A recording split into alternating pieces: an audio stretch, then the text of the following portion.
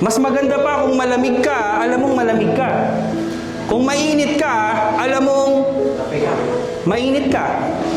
No? Kung maligamgam ka, alam mong maligamgam ka. Alam nyo kung ano mas mahirap? Manhid. Oh. Real talk, brothers and sisters. No? Sa buhay mananampalataya, dumarating ang pagkakataon na hindi ka malamig, hindi ka mainit, hindi ka maligamgam, ikaw ay manhid. Ikaw ay manhid. Paano mo nasabi, pastor?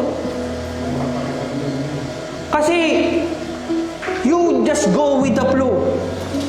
No? Feeling mo okay ka. No?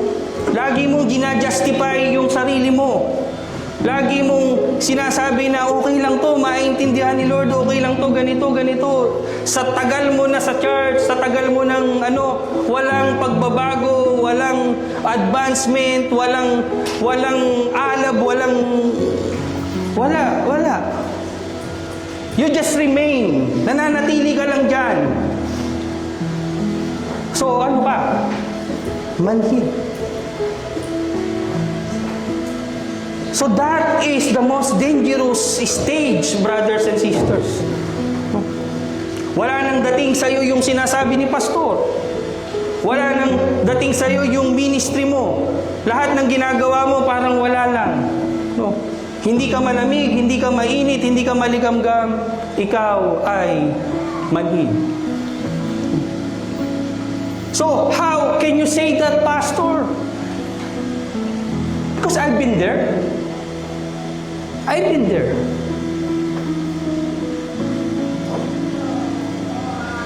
Naranasan ko yan, mga kapatid. I was born in the church.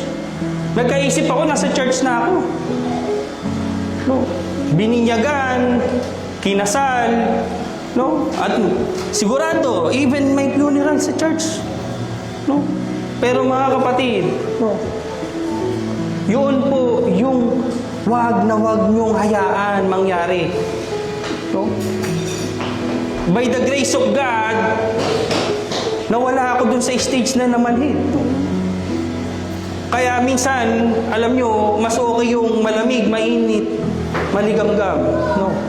Kasi yung malamig, pwedeng uminit. Yung mainit, pwedeng lumamig. No? Panapanahon lang yan. Yung maligamgam, pwede kang maging mainit ulit.